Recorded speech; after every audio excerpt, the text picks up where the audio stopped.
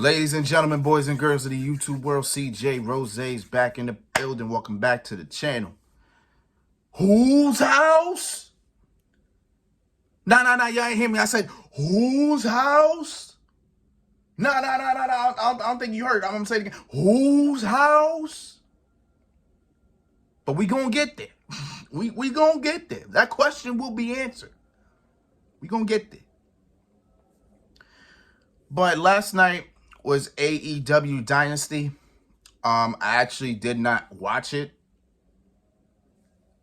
It's actually right behind me. I just literally finished watching it. I'm not going to show it yet. Stay tuned and you'll see. But I didn't get to watch AEW Dynasty last night because I was fixated on the playoffs, because the NBA playoffs did start this weekend and I was fixated on that whole entire thing. So I didn't get a chance to watch it. So I just watched it, just finished it, and I will tell you, it's a pretty damn good show. I watch AEW. I keep connected with AEW. There's usually not a lot of big things for me to really talk about. Like, I don't really like talking about the little things, you know what I'm saying? I like talking about the big things. Like, I usually talk about a debut, maybe a return, if it's like a really big return, or a title change.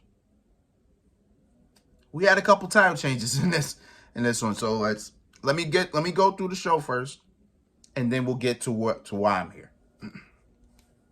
So we started it off with Pac versus Okada for the Continental Classic Championship.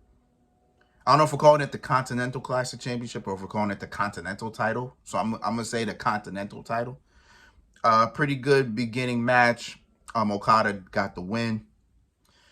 Then the next match, I think, was that 6-man tag between Eddie Kingston, the ROH World Champion, Mark Briscoe. Shocks me to this day still, I'm saying. And the TNT champion, almost called him Edge. Adam Copeland, as they take on the House of Black. And the House of Black win. Malachi Black actually pinned Adam Copeland. So he pinned the TNT champion. So my assumption is that match is going to happen at some point for the TNT title. So we'll see how that goes. What was after that? I believe... What came after that? Was it the Continental Classic? Not Continental Classic, Jesus. The International. Wasn't the International title? I think it was the International Championship. I think that's what was next. Roderick Strong, Kyle O'Reilly.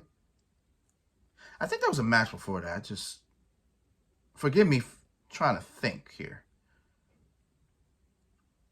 You know what? We'll just go off what we think here. So, then we got the International Championship, Roderick Strong versus Kyle O'Reilly. Roderick Strong able to retain, thanks to Wardlow. Wardlow was instrumental in that. And praise the Lord, Adam Cole can walk. Adam Cole shows his face after, I think he hasn't been seen for like a couple weeks. Shows his face. He's shaved. He shaved the beard that he had. He shaved it. And now he's standing, he's walking, which means we will see Adam Cole in the ring soon. We'll see him back in the ring soon. Maybe sooner than later, because the first thing we saw Adam Cole do when he got in the ring was stare down Wardlow. Wardlow wasn't looking at him. He had his back turned, but Cole was staring a hole in Wardlow. So Wardlow getting his ass beat is going to happen at some point. So let's be patient with that one. I think the next match was the women.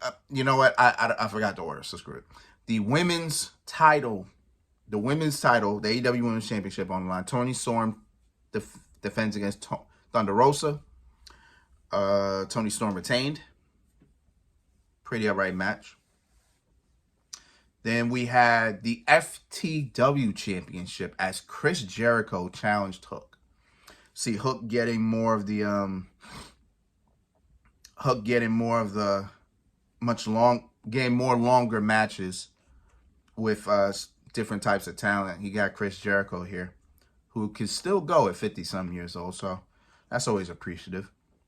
Even though his moves may not be spotless, but you know. But we have a new FTW champion in Chris Jericho. In 2024, Chris Jericho was a champion. Even though that title is not really recognized by AEW as Taz said when he brought it to AEW, he said it was not really recognized by AEW, so. But still, 2024, Chris Jericho's a champion. Go figure. The TBS Championship was on the line. Julia Hart defended against Willow Nightingale. And yes, finally, Willow wins a big one. As Willow Nightingale is our new TBS champion. I'm happy for this woman.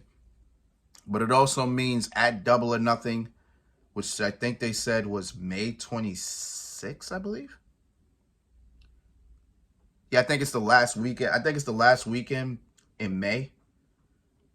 She will defend that championship against Mercedes Moné. So we're running it back from a year ago. I think that was last year, right?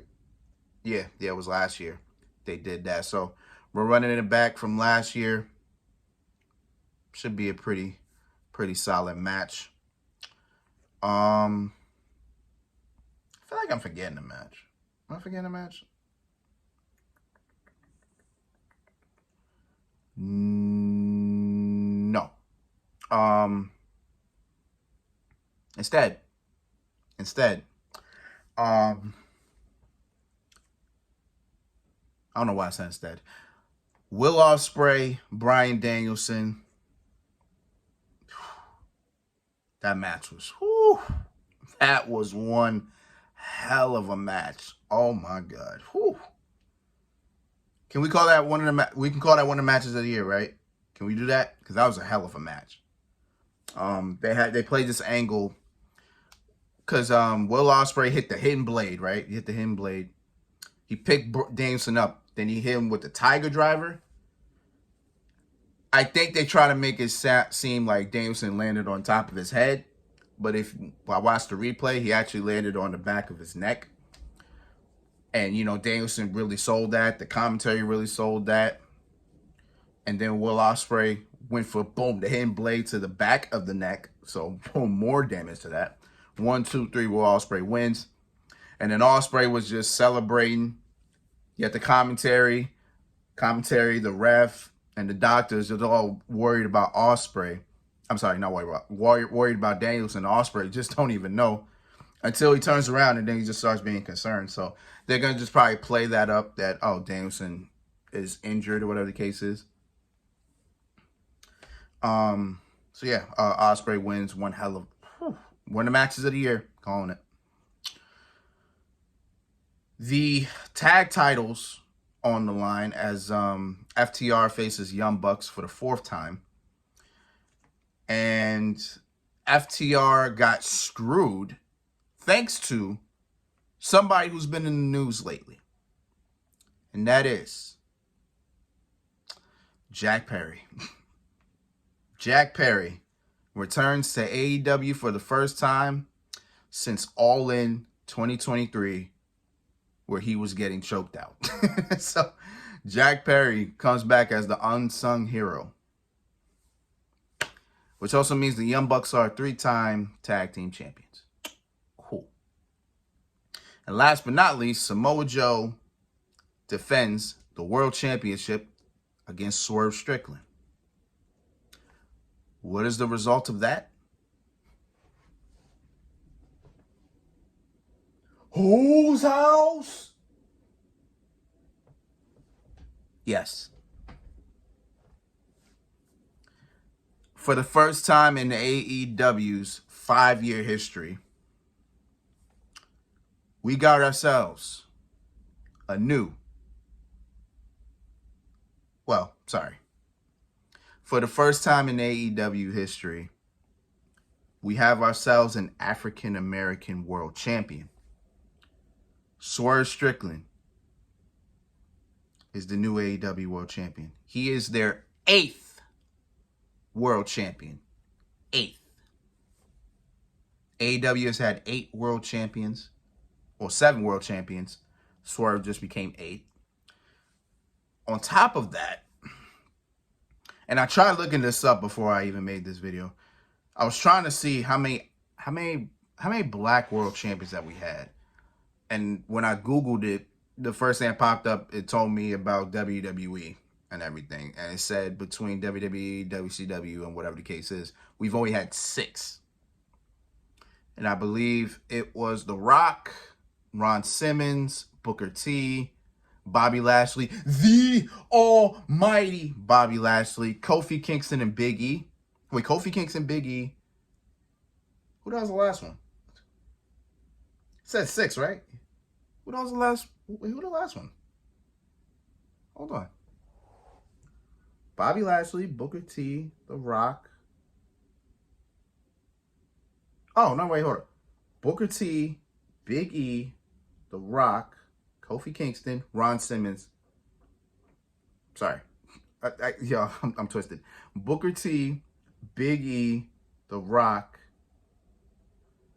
Kofi Kingston, Bobby Lashley, Ron Simmons. Yep. Okay, so yeah, we have had 6 world champions. I'm going to add Swerve Strickland, make it 7. We've had 7 black world champions in wrestling. I feel like we've had more. But based on this... Oh, wait, no, Mark Henry. I'm tripping. So it's not 6, it's 7. Hold on, I forgot about Mark Henry. Fuck, that's my fault. I forgot about Mark Henry. But that's 7 then. So Swerve would be 8, right? Swerve would be 8. I really feel like there's more. It's not clicking in my head. But at the moment, right now, I have 8. There probably is more, but I'm not about to think like that. But Swerve, man. Swerve did it. Swerve became world champion. I didn't think they pulled the trigger. I didn't think they would. When he lost the Continental Classic, I'm thinking to myself, man, Swerve ain't going to win it. But he did. He got it. Here we are.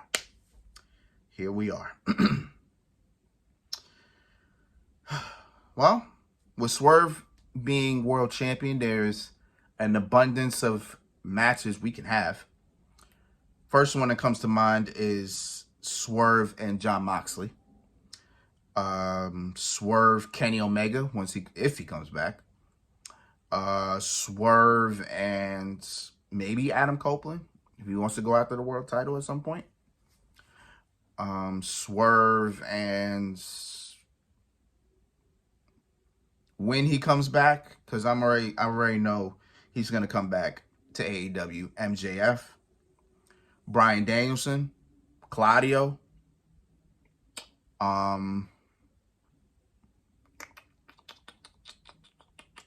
I actually have no idea who else. Damn. That's like the people that come to my mind. But of course, Okada. Swerve and Okada, if that ever wants to happen. But of course, once All In comes, we already know what that main event's going to be. It's going to be Swerve Strickland versus Will Ospreay. I'm here for it. So we'll see how all that goes. We'll see how everything's happening. But yeah, just came to praise whose house? Yes, it's had to. It's only right. You know what I'm saying? He even had the Black Panthers. Come on. He had the Black Panther attire on. Come on now. Come on. What we doing? But it is what it is. So until then, it's been Rose, man. Thank you for watching. Thank you for all the love, support, as always.